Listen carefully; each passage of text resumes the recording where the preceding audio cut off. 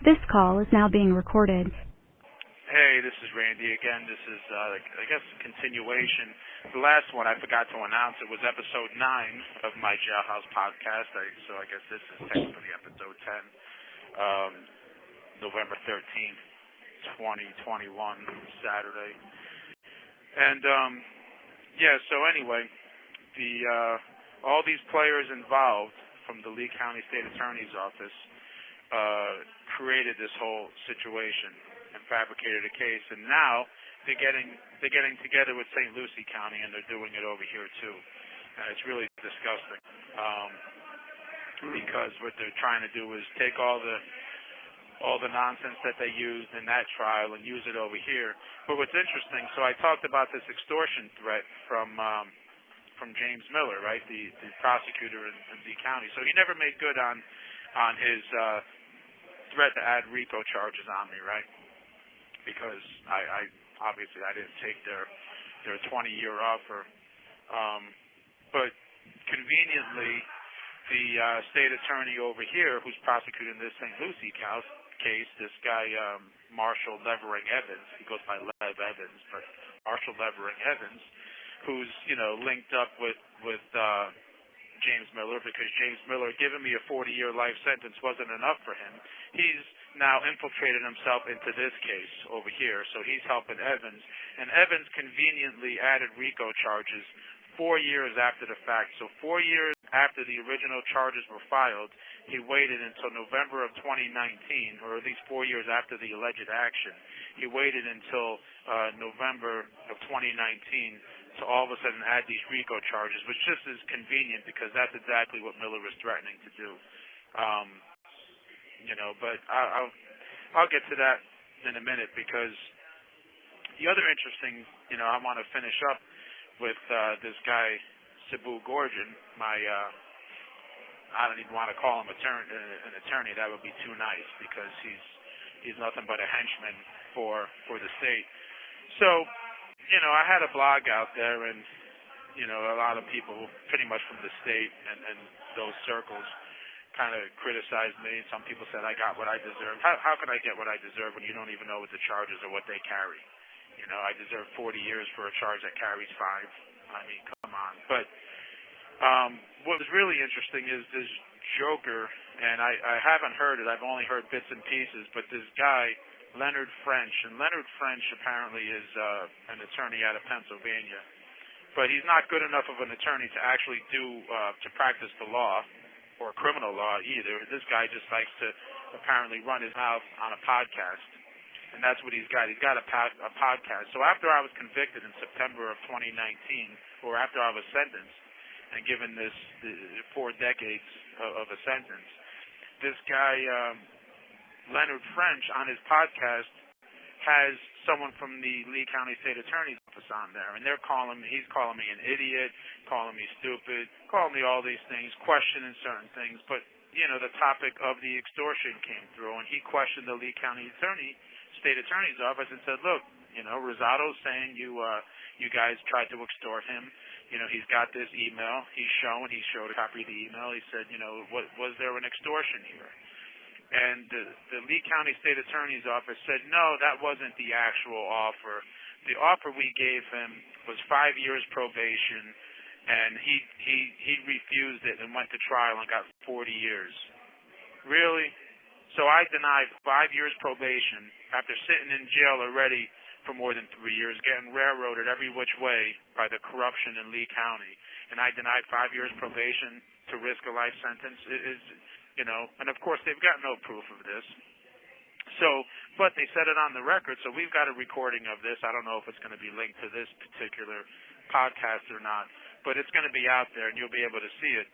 And so the state is claiming that I was offered 5 years probation and turned it down. So, meanwhile, we've got this email from Miller that says quite a different thing. It says I was offered 20 years in prison, followed by 5 years probation, right?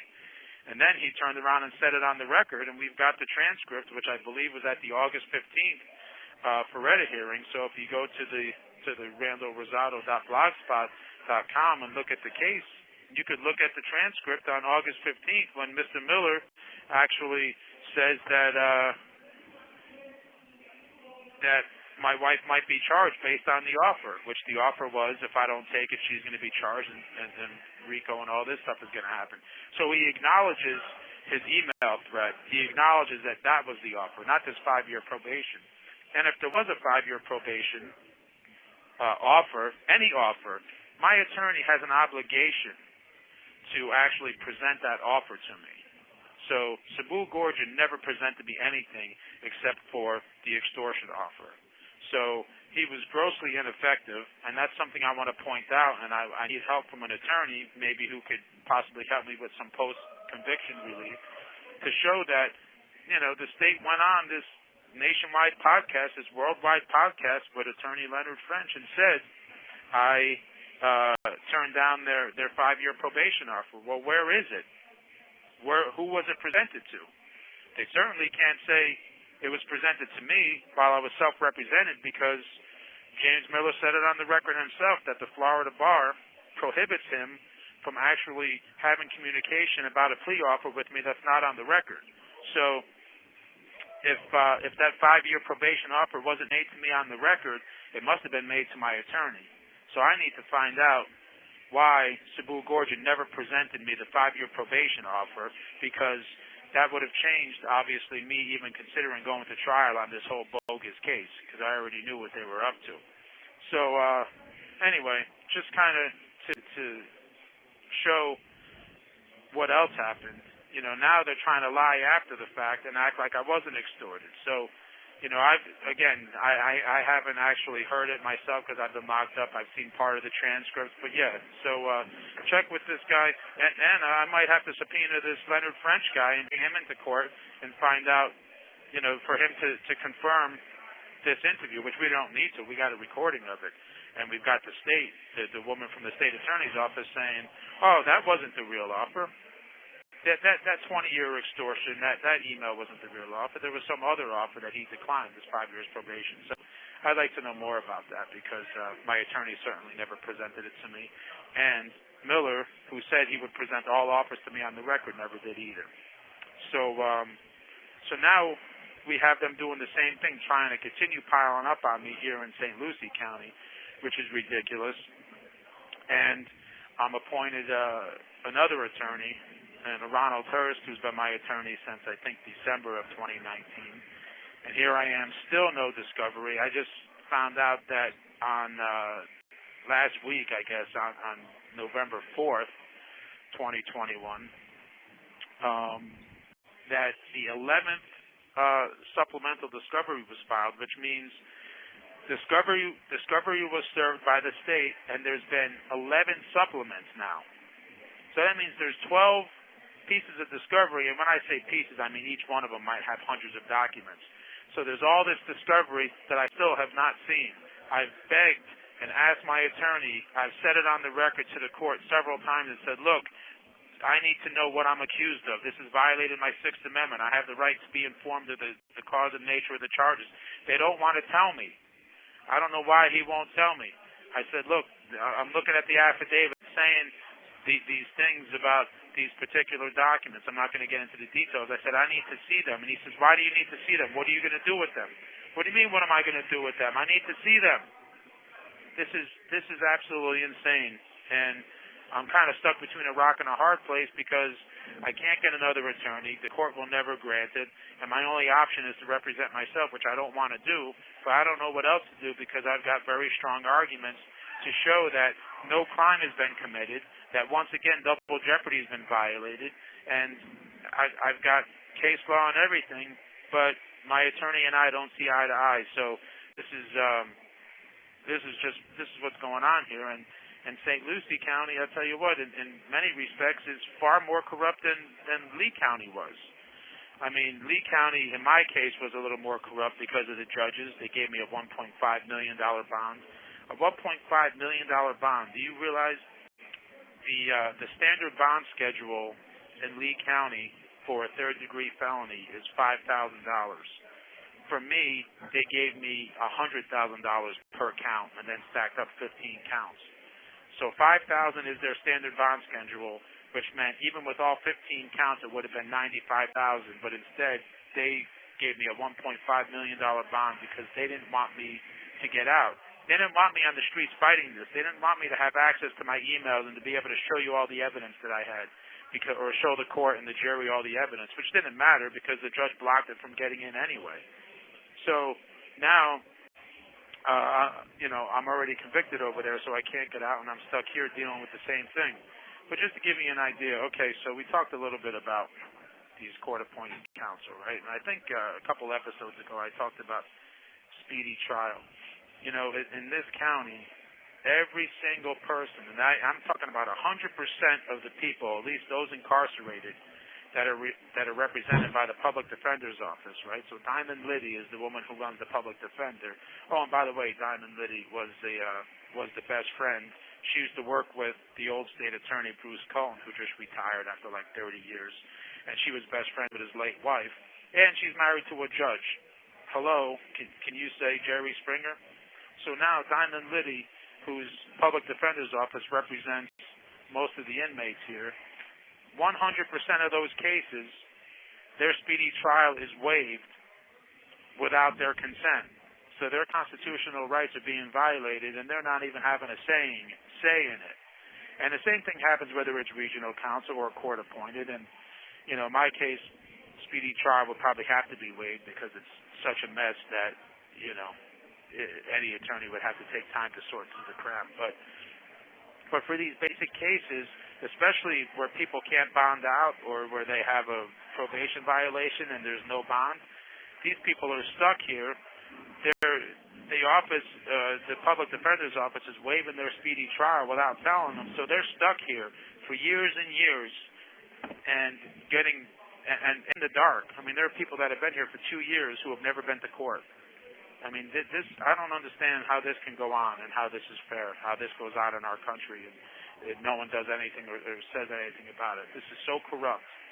So, and like I said, I don't know who runs the regional counsel's office, but it's the same deal with the court-appointed attorneys. They'll never demand speedy trial. And then they tried to say that speedy trial was suspended during COVID. Well, I don't know if this was legitimate or not because there was I don't think martial law was declared and the Constitution was suspended. So, but we'll never know because no one's going to question it because they're all friends. Like I've said before, they play golf together, they hang out together, whether they're prosecutors, whether they're public defenders, whether they're judges, they're all clicked in, and it's one happy family. And the people wearing the blue uniforms like I got on right now, we're getting screwed because there is no justice. There's no presumption of innocence. There's no such thing as innocent until proven guilty. It's, whether you like it or not, we'll figure out a way to find you guilty because we'll lie, we'll cheat, we'll manipulate. So just take the offer. Just take whatever we give you. Otherwise, we're gonna keep you sitting there forever. And who benefits when speedy trial is waived? Let's think about it. The jail gets paid for every day that we're here, right? They get paid by the government to house us here. So if you can't bond out and your speedy trial is waived, the jail's getting paid every single day. Well, what about the state? Well, now the state has plenty of time to keep building a case against you. Look at my case. It's over 5 years old, and the state's still filing discovery, 11th supplemental discovery. Well, I don't understand why discovery is needed. What it comes down to is I was accused of doing something on April 2nd, 2015. I either did it or I didn't. It's either a crime or it isn't. But they want to put all these thousands of documents to confuse things. And I'm trying to tell my attorney, I just want to know what I did on April 2nd, 2015. And same with a lot of these people. So now, the state's got plenty of time to build their case to screw people. The sheriff's office is getting paid big money, so the jail keeps, got incentive to keep people. And, the public defender's office just drags it out until you finally submit and give up because it's mental torture being here. You wonder why so many people are on medication. It's funny, they lock people up for possession charges, which in many states now, especially West Coast states, are being decriminalized and trying to get these people help. These people who have drug problems are being thrown in prison where it's easier to get drugs. But the other ironic thing is they come to jail and they get pumped with drugs anyway.